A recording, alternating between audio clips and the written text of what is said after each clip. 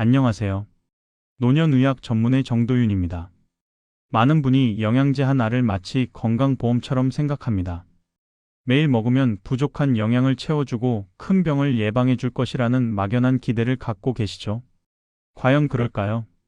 수십 년간 수만 명을 추적한 대규모 연구 결과는 우리가 믿고 싶은 것과는 전혀 다른 이야기를 들려줍니다. 이 이야기가 도움이 되신다면 무료 버튼인 구독과 좋아요 꾹 눌러주세요. 저희에게 큰 힘이 됩니다. 그리고 궁금한 점이 있으시다면 댓글에 남겨주세요. 제가 직접 답글로 도와드리겠습니다. 미국 예방서비스 태스크포스 USPSTF의 2022년 권고를 보면 일반 성인이 심혈관 질환이나 암이 1차 예방 목적으로 영양 보충제를 복용하는 것을 권고하지 않습니다. 더 충격적인 것은 베타카로틴과 비타민 E의 경우에는 오히려 권고 반대 그레이드 D라는 최하 등급을 받았습니다. 이는 질병을 줄이지 못했을 뿐 아니라 일부 연구에서는 해를 늘릴 수 있다는 근거 때문입니다. 우리가 좋다고 철석같이 믿어온 항산화 비타민이 오히려 건강에 독이 될 수 있다는 사실을 시사하는 것이지요. 종합 비타민이 장기 건강에 이롭다는 주장은 사실, 관찰 연구에서 발생한 혼선과 적극적인 마케팅이 만들어낸 오해가 많습니다. 영양제를 꾸준히 챙겨 먹는 사람들은 대체로 건강에 대한 관심이 높고 생활 습관도 좋을 확률이 높기에 영양제 덕분에 건강하다는 착시가 생길 수 있는 것입니다. 이것을 뒤집어 본 연구가 있습니다. 저명한 JAMA 네트워크에 실린 아이오와 여성 건강 연구는 고령 여성 3만 8천여 명을 무려 22년간 추적했습니다. 이 연구 결과에서는 여러 보충제 복용이 총 사망률 증가와 연관되었다는 충격적인 결론을 내렸습니다. 특히 철분 보충제를 주기적으로 복용하는 경우 이러한 연관성이 더 두드러졌습니다. 폐경후 여성의 경우 철분 결핍이 흔하지 않음에도 불구하고 무분별하게 철분을 보충했을 때 오히려 몸 안의 산화 스트레스를 늘려 장기적인 위험을 높일 수 있다는 강력한 경고인 셈입니다. 여러분은 종합 비타민을 언제부터 드셨나요? 혹시 막연한 불안감 때문에 습관적으로 챙겨 드시고 계시지는 않으신가요? 우리는 결핍을 교정하는 것과 예방 만능주의를 명확하게 구분해야 합니다. 영양제는 부족한 부분을 채우는 보조 도구일 뿐 만병통치약이 아닙니다. 혈액 검사 등으로 영양소 결핍이 확실하게 확인되었거나 임신 초기 엽산처럼 특정 생애 주기나 질환에서 표준적인 권고를 따르는 경우에만 복용하는 것이 바람직합니다. 그 외의 경우에는 언제나 음식이 1순위가 되어야 합니다. 누구에게나 통하는 한 알이라는 것은 세상에 없습니다. 영양제도 약처럼 우리 몸속에서 상호작용을 일으키기 때문입니다. 예를 들어 비타민 E는 피를 묽게 하는 항열소 판제나 항응고제와 만나면 출혈 위험을 키울 수 있습니다. 게다가 과량을 복용하면 독성으로 이어질 수 있으니 주의해야 합니다. 내 몸 상태와 복용 중인 약을 고려하지 않은 영양제 복용은 건강을 지키기는커녕 위험에 빠뜨리는 행동이 될 수 있음을 꼭 기억해 주십시오. 대규모 근거들은 영양제가 건강보험이 아니라고 말하고 있습니다. 그렇다면 우리가 흔히 항암 작용이 있다고 믿는 항산화 비타민은 어떨까요? 다음 챕터에서 항산화제의 충격적인 역설에 대해 자세히 알아보겠습니다. 수십 년간 건강 상식처럼 여겨져 온 것 중 하나는 항산화. 비타민을 많이 먹으면 몸에 좋은 활성산소를 제거해 암과 노화를 막아준다는 것입니다. 하지만 과학적 진실은 이러한 단순한 논리를 뒤집습니다. 이 항산화제의 역설은 수많은 사람들에게 충격을 주었습니다. 흡연하는 남성들을 대상으로 베타카로틴과 비타민 A를 투여한 두 대형 무작위 배정 임상시험이 있습니다. 바로 ATBC 연구와 CARET 연구입니다. 이 연구들은 폐암 발생률과 사망률을 줄이기를 기대하며 시작되었지만 결과는 놀라웠습니다. 베타카로틴을 복용한 그룹에서 폐암 발생과 사망 위험이 오히려 증가한 것입니다. 이 결과는 뉴 잉글랜드 저널 오브 메디신에 발표되며 항산화제는 항암이라는 단순 논리가 얼마나 위험할 수 있는지 전 세계에 강력하게 경고했습니다. 이 연구가 우리에게 주는 교훈은 명확합니다. 영양소가 음식 안에 있을 때의 맥락과 정제된 고용량, 알약 속에서의 작동 기전이 우리 몸 안에서 전혀 다를 수 있다는 것입니다.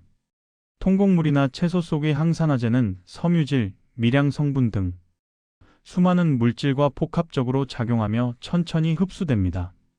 반면 정제된 알약은 생체 내에서 영양소의 균형을 깨뜨리고 예상치 못한 결과를 초래할 수 있습니다. 혹시 주변에 흡연을 하시거나 과거에 흡연하셨던 분들 중에 베타카로틴이나 종합 비타민을 꾸준히 드시는 분이 계시지는 않나요? 흡연력이 있는 분들은 베타카로틴 보충제 복용을 반드시 중단해야 합니다. 항산화 작용을 기대하신다면 보충제 대신 통으로 된 채소, 베리류, 콩류와 같은 식품을 섭취하는 것이 유일하고 안전한 해결책입니다. 주의해야 할 것은 항산화 수치가 높을수록 무조건 좋다는 마케팅 문구에 속아서는 안 된다는 것입니다. 우리 몸의 항산화 체계는 미세한 균형이 핵심입니다. 영양소의 기능에는 적정량을 섭취했을 때 가장 효과가 좋고, 과하면 독이 되는 역유자 곡선의 개념이 적용되는 경우가 많습니다. 비타민이나 미네랄을 지나치게 많이 복용하면 오히려 산화 스트레스를 유발하거나 다른 영양소의 흡수를 방해해 건강에 해를 끼칠 수 있습니다. 적당한 스트레스가 면역력을 높이듯 적당량의 활성산소도 세포 신호에 관여하는 좋은 역할이 있습니다. 고용량의 알약이 이 미세한 균형을 깨뜨릴 수 있습니다. 항산화제의 대표 주자인 비타민C는 어떨까요? 많은 분이 고용량 메가도스를 통해 감기를 예방하고 피로를 해소하려고 합니다. 하지만 비타민C의 고용량 복용에는 간과할 수 없는 위험이 숨겨져 있습니다. 다음 챕터에서는 비타민C 메가도스의 어두운 그림자에 대해 이야기해 보겠습니다. 감기 기운이 있을 때, 피로가 몰려올 때 많은 분이 비타민C를 찾습니다. 특히 고용량인 1000mg 캡슐을 하루에도 여러 번 복용하는 메가도스 요법은 유튜브에서 쉽게 찾아볼 수 있습니다. 하지만 이 흔하디 흔한 비타민C의 고용량 복용이 우리의 중요한 장기인 콩팥에 돌이 생기게 할 수 있다는 사실을 알고 계십니까? JAMA 네트워크에 실린 스웨덴 남성 코호트 연구 결과를 보면 비타민 C 보충제를 주기적으로 사용하는 것이 신장, 결석 위험 증가와 연관된다는 점이 밝혀졌습니다. 그 기전은 비타민 C가 우리 몸에서 대사되는 과정에서 옥살산이라는 물질이 만들어지고, 이 옥살산이 콩팥을 통해 요로로 배출될 때 결석을 형성할 위험을 높이기 때문입니다. 특히 수천 밀리그램을 복용하는 메가도스는 콩팥의 옥살산 배출 부담을 크게 증가시키게 됩니다. 혹시 평소 물을 잘 마시지 않는 분들 중에서 감기 예방을 위해 매일 비타민C를 고용량으로 드시는 분이 계시지는 않나요? 비타민C는 상한 섭취량 보통 1000mg 근처 내에서 필요한 경우에만 짧게 복용해야 합니다. 감기를 예방하기 위해 상시 복용하는 것은 근거가 약하고 고용량은 신장 결석 위험만 높일 수 있습니다. 고용량 비타민C를 드실 때는 물을 충분히 마시는 것이 필수적이며, 신장 결석 병력이 있거나 만성 신장 질환이 있는 분들은 반드시 고용량 복용을 피해야 합니다. 유튜브에 나오는 수그램에서 수십 그램에 이르는 메가도스 요법은 의학적인 감시 없이 따라하면 매우 위험합니다. 위장장애, 설사 같은 가벼운 문제부터 콩팥 문제, 그리고 약물 상호작용까지 심각한 부작용을 일으킬 수 있습니다. 약이 될지 독이 될지는 용량에 달려 있음을 꼭 기억해 주십시오. 그렇다면 우리가 이렇게 보충제에 열광하는 동안 대한민국 국민의 진짜 영양 상태는 어떨까요? 알약의 기대는 사이 우리가 놓치고 있는 가장 중요한 영양의 결핍은 무엇일까요? 우리는 비타민 한 알을 더 먹을까 고민하지만 정작 대한민국 국민의 진짜 영양 결핍은 따로 있습니다. 그것은 바로 가장 기본이자 근본인 채소와 과일입니다. 질병관리청의 공중보건 주간보고 PHWR에 따르면 하루 500g 이상 채소와 과일을 섭취하는 국민의 비율은 2011년 36.5%에서 2020년에는 26.2%로 약 10%포인트나 감소했습니다. 특히 젊은 층과 여성에서 그 섭취율이 매우 낮습니다. 세계보건기구 WHO는 성인에게 하루 최소 400g 이상의 채소와 과일 섭취를 권고합니다. 하지만 우리는 이 최소한의 권장량조차 채우지 못하고 있습니다. 채소와 과일의 섭취가 줄어드는 사이 우리의 식탁은 가공식품, 배달 음식, 그리고 보충제 알약으로 채워지고 있습니다. 채소와 과일은 알약으로 대체할 수 없는 수많은 미량 영양소, 다양한 항산화 물질, 그리고 장 건강에 필수적인 섬유질을 포함하고 있습니다. 이 모든 영양소들이 시너지 효과를 내며 우리 몸의 건강을 지켜줍니다. 여러분은 오늘 하루 400g의 채소와 과일을 드셨나요? 그 양은 사과 1개, 바나나 1개, 그리고 샐러드 한 접시 정도에 해당합니다. 우리가 지금 당장 실천할 수 있는 쉬운 5가지 팁을 알려드립니다. 첫째, 아침에 과일 1컵, 사과 1개, 배 반 개 정도와 견과류 한 줌을 곁들여 보세요. 둘째, 점심 식사 시 메인 반찬을 먹기 전에 채소 반찬 2가지를 먼저 드세요. 셋째, 출출할 때 주스 대신 통과일을 드세요. 넷째, 장 보러 가실 때 잎채소 2가지, 색채소 2가지, 베리류 1가지 체크리스트를 만들어 보세요. 다섯째, 밥을 먹는 접시의 절반을 채소로 채우는 접시법을 실천해 보세요. 물론 당뇨가 있는 분은 한 번에 과일을 과하게 드시는 것은 피해야 합니다. 과일 섭취를 여러 번으로 나누어 분배하고 식후에 10분 정도 걸어주는 활동을 추가하는 것이 좋습니다. 수박처럼 GI는 높아도 GL은 낮은 과일도 있으므로 혈당 부하를 관리하는 것이 핵심입니다. 이제 제가 진료실에서 만났던 한 환자분의 사례를 통해 영양제, 오남용의 위험성과 식습관 개선의 놀라운 효과를 구체적으로 이야기해 드리겠습니다. 김상민님은 68세의 어르신으로 평소 유튜브 건강 채널을 꼼꼼하게 챙겨보셨던 분입니다. 상민님은 어느 날부터 메가도스 비타민C가 만병통치약이라는 내용을 접하고 하루에 10g에서 20g까지 용량을 올렸습니다. 여기에 기본적으로 드시던 종합 비타민, 비타민 E, 오메가3, 그리고 유산균까지 더해서 아침 식사 후에는 한 움큼의 알약을 드시는 것이 일상이 되었습니다. 진료실에서 만난 상민님은 요즘 채소 가격도 비싸고 영양제는 과학적으로 확실하다 싶어서요 라고 말씀하셨습니다. 하지만 상민님의 검진표에는 우려스러운 변화가 있었습니다. 콩팥 기능 지표인 크레아티닌 수치가 눈에 띄게 상승해 있었고 소변 검사에서는 결석의 흔적인 결정이 보였습니다. 게다가 상민님은 간헐적으로 오른쪽 아랫배에 복통을 호소하고 있었습니다. 저는 상민님에게 고용량의 비필수 보충제 모두를 즉시 중단하도록 권했습니다. 그리고 물 섭취를 하루 1리터 이상으로 늘리고 소금 섭취를 줄이면서 채소를 늘리는 식단 개선을 요청했습니다. 또한 저녁 식후 20분 걷기를 반드시 실천하라는 처방을 드렸습니다. 무엇보다 중요한 것은 영양제는 만능이라는 상민님의 사고방식을 결핍을 교정하고 식습관을 보조하는 도구라는 개념으로 재정의하는 것이었습니다. 상민님은 제 조언을 진심으로 받아들이고 실행에 옮기셨습니다. 6주 뒤 상민님이 다시 진료실을 찾았을 때 저는 깜짝 놀랐습니다.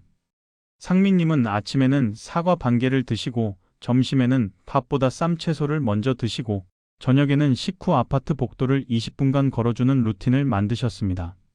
가장 우려했던 콩팥 수치가 안정되었고 복통도 사라졌습니다. 상민님은 돈은 훨씬 덜 쓰는데 몸은 더 가벼워요 라며 환하게 웃었습니다. 저는 마지막으로 상민님과 장기 목표를 다시 확인했습니다.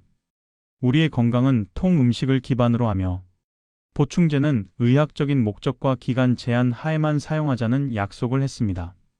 상민님의 사례는 알약에 대한 맹신이 콩팥 건강까지 위협할 수 있으며 결국 가장 기본인 식습관과 생활습관이 가장 강력한 치료제임을 우리에게 생생하게 보여줍니다. 저 역시 이러한 영양제 만능주의의 함정에서 가족을 구했던 경험이 있습니다. 저희 어머니는 수년 전 지인의 권유로 칼슘, 비타민 D, 마그네슘을 한 움큼씩 드셨습니다.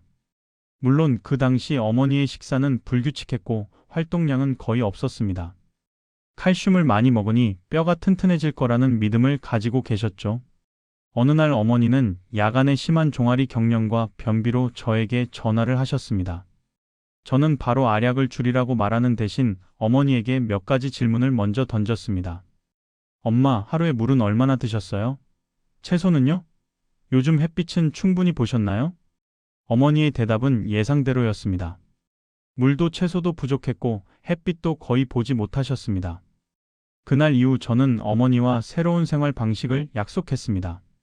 주 5일 20분 함께 걷기, 점심 식사에는 잎 채소와 두부, 콩을 충분히 드시는 식단, 그리고 오전 10시에서 11시 사이에 15분 햇빛 보기를 생활화했습니다. 보충제는 제가 직접 용량을 다시 설정하고 3개월 뒤 재평가하는 것을 원칙으로 대폭 줄였습니다. 6개월 후 골밀도 추적 검사에서 어머니의 골밀도는 더 이상 악화되지 않았고 밤에 찾아오던 종아리 경련은 완전히 사라졌습니다. 수면의 질도 몰라보게 나아졌습니다. 어머니가 그때 제게 하신 말씀이 아직도 저희 진료 철학을 단단하게 만들어줍니다. 유나 알약이 아니라 생활이었네. 이 경험은 저에게 보충제란 작은 나사에 불과하다는 것을 깨닫게 했습니다. 우리의 건강이라는 큰 기계는 식사, 수면, 운동, 스트레스 관리라는 4개의 축이 맞물려 돌아갑니다. 보충제는 결핍이 생겼을 때 임시 방편으로 쓰는 작은 보조 도구일 뿐, 이 4가지 큰 축을 절대 대체할 수 없습니다. 오늘 우리는 영양제 만능주의에 숨겨진 위험과 건강의 진짜 근본이 무엇인지에 대해 이야기했습니다. 오늘의 핵심을 요약해드립니다. 첫째, 예방 목적으로 보충제를 습관적으로 먹는 것은 대규모 근거상 이득이 불확실하며 특히 베타카로틴과 비타민 E는 오히려 해로울 수 있다는 것이 미국 예방서비스 태스크포스의 결론입니다. 둘째, 비타민 C의 고용량 메가도스는 신장 결석 위험과 명확하게 연관됩니다. 의학적 사유가 없다면 고용량 복용은 금지해야 합니다. 셋째, 한국인의 진짜 문제는 보충제 과신보다 채소와 과일 부족입니다. 하루 400에서 500g을 음식으로 채우는 것이 어떤 알약보다도 우선순위가 높습니다. 이는 질병관리청과 세계보건기구의 공통된 권고사항입니다. 건강은 한 알의 기적이 아니라 매일 반복되는 작은 습관의 합입니다. 보충제는 결핍을 메우는 도구일 뿐 여러분의 건강한 생활 습관을 절대로 대체할 수 없습니다. 내 몸에 맞는 건강관리는 검사 결과와 병력, 그리고 복용 중인 약물을 모두 종합적으로 본 뒤에 전문의와 함께 정하는 것이 가장 안전하고 확실한 방법입니다. 내일부터 작은 습관 하나만 바꿔보세요. 그 변화가 여러분의 노후 건강을 완전히 달라지게 할 수 있습니다. 오늘 제가 알려드린 내용이 도움이 되셨다면 구독과 좋아요 꼭 부탁드립니다.